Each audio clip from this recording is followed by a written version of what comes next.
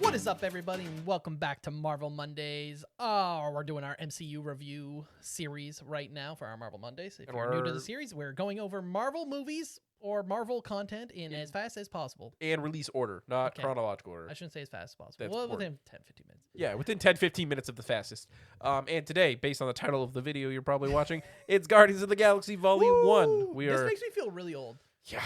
I did not realize how, when we started, that it was only in Phase 2. I thought this was like a Phase 3. No, we are in Phase 2, sorry. Phase 2, halfway through Phase 2.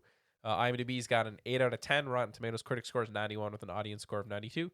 Pretty accurate. Pretty solid good rating. Yeah. Budget of $232.3 million, and the box office made $773.4 million. Studio, obviously Marvel. Director, obviously James Gunn. And released in August 1st of 2014. Yeah. So almost 12 years ago. Some time ago. Insane. Yeah. It's large cast. Big cast. Big spacey film. Yeah.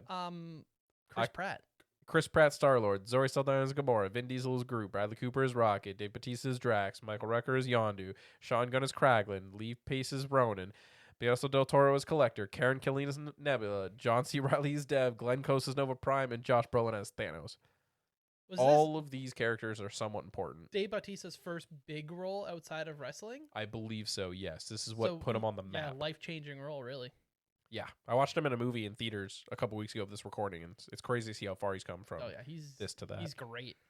Anyways, yeah, so Guardians of the Galaxy, highly rated, did really well. This is also during the era of which Marvel could not miss, it felt like. And this was the big, we can do anything. That's what it felt like. Yeah, this is them being like, you know what?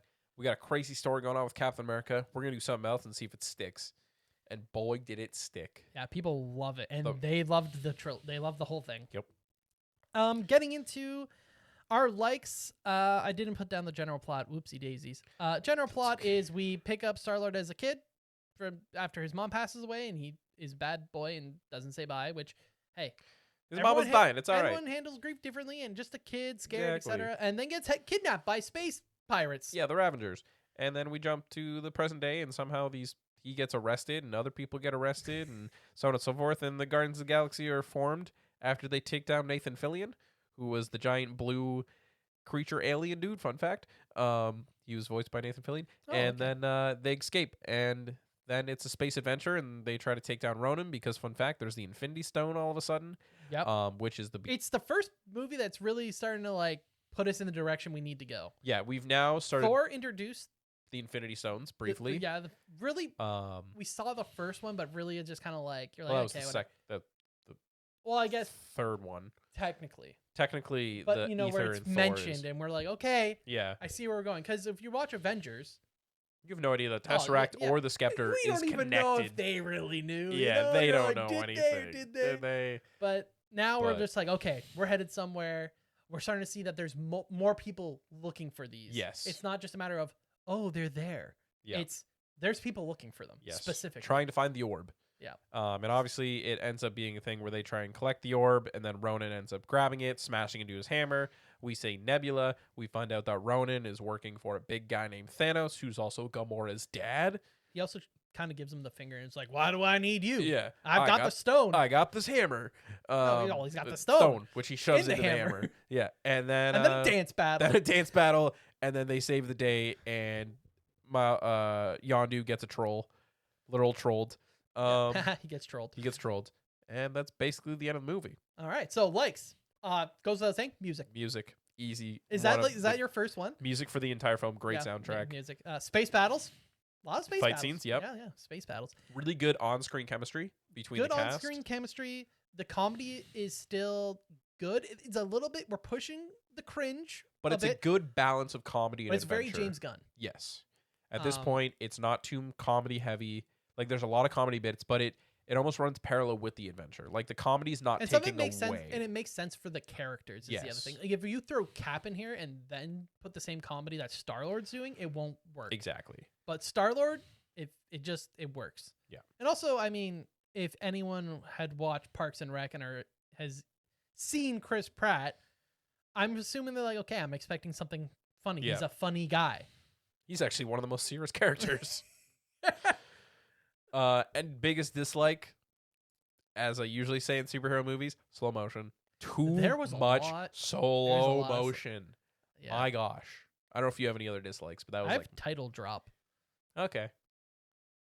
Yeah. Sometimes it's nice, but then sometimes it's like, Yeah, we get what movie we're seeing. Yeah. It definitely depends on how it's used, I would Yes. say.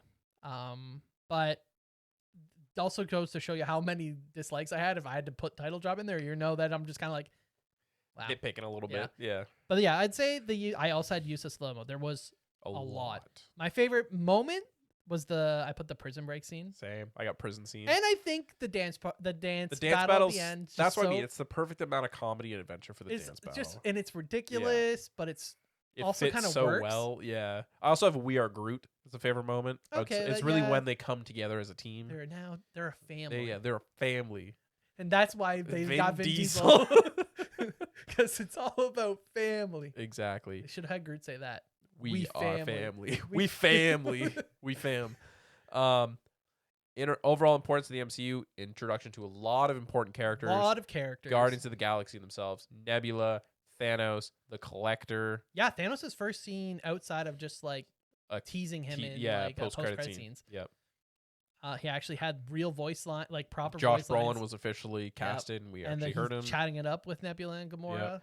We have a mini origin of the Infinity Stones that the Collector says about the 6 stones spread across the universe. Obviously, the Kree, just in general, having a lot more big importance within this.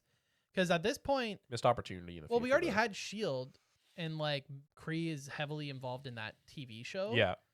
And this one just like gives a lot more insight into kind of like what's going on with them. Yep. Where you kind of feel like, oh, they are kind of like pushed out because they weren't maybe the best. Yep. And we get a little bit of the history of the Celestials. Yep, the Celestials were awesome. Yep. Important. Yeah, and then we obviously I have down that like the Collector explains what the Infinity Stones are, which you mentioned. Yep. And it does a much better job than Thor 2 in terms of like Thor 2 was very like in the dawn of the time there was these things. And you're like, it's very Thor-y. They used to be stones. Yeah. Yeah, Collector does a much better explanation in-depth for that kind of lore dump. Yeah. Easter eggs, I wrote down the Nova Corp. Yeah, I got a bunch of Easter eggs. Okay, so I have the Nova Corp, which is probably the biggest one for me. Yeah. Not that they really look like the Nova Corp. No, we didn't see the fancy helmets. Yeah, you don't see like the suits. Yeah. Man, a lot of them end up at the end, but like, what else you got for Easter eggs? Obviously, a lot of Easter eggs in the collector's rooms. Some of the biggest ones are the large pod that looks like Adam Warlock's pod. Obviously, in the future, we know that's not the case. Howard the Duck, Cosmo the Wonder Dog. We see a dark elf as well, just hanging out in one of the cells. Was there a dark elf? Yep. Oh yeah, maybe there was. Those are big ones. And then the other place where there's a lot of big Easter eggs is when they're getting arrested and they're doing the individual things, there's words that come up on the screen. And some of them are like, when Groot's up there, it says that he comes from Planet X, which is where he's from in the comics. Okay. And then another big one that I wanted to mention is Rocket. It says that he's associate of Lila, who we see in the third Guardians film. Not that we assume that we would see her at this point. In the future, it's just added little comic book references. I think Gamora says giving a little bit of lore for them. Yeah, exactly. Stan Lee cameo. Stan Lee cameo is very early. It always catches you off guard when Stan Lee's cameo is like in the first 20 minutes of the film. Yeah.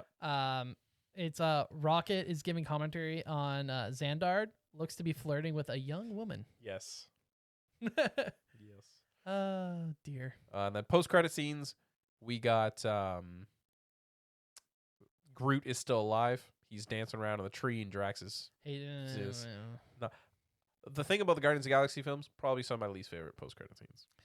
Well, and then like from this Groot, Groot goes downhill fast. He does have redeemable moments. No, of course. I just mean like from this point on, it's like the merchandising. Like you knew what you were doing. You were just going for that merchandising character from that point on. Yeah. It's like Grogu, right? Where it's just like, oh, wow, it sells. Baby Yoda, baby bing, cha-ching. Cha-ching, literally. And then the Collector being alive. Yeah, so is Cosmo the dog, who actually you'll see in future Guardian Project, and Howard the Duck, who shows up at the end of Endgame. And is in What If and has a child. Yes. With the girl from Thor. Yep, because that's the thing we needed. But yeah, overall, I'd say it's a very, especially like at the time when it came out, like super fun movie. Yeah. Something different. Definitely very unique compared to the other Marvel films, which I think is what plays in its success as well. Obviously now you're like, okay, yeah, Guardians, whatever. Like it's another Guardians film. But for its time, it was great. In the moment, like soundtrack, very solid. Cast. Soundtrack is iconic now, and it feels like each Guardians film going on has to live up to that soundtrack, which is tough. And yeah, overall it was just super fun. Great characters, like you said, mentioned. They all have really great chemistry. I would say, I don't know if 9 feels high out of 10, like those 91s, 92s. Yeah. But I'm definitely lined up with the IMDb. Solid 8, 8.5, like in that ballpark. Yeah. I have no problem giving it. It related to the MCU strongly. It introduced new characters. It was fun. It wasn't like cringe humor. Not at that time, no. Not at that time. Aged well, I will say. Aged well. Aged very well. I feel like that's something we need to mention because some of these films definitely age better than others, and some of them not so much. That is also true. But yeah, that's been our little look back at Guardians of the Galaxy, the first film. And we'll see you guys for next Monday. Avengers: Age of Ultron. Bye. Yeah, bye.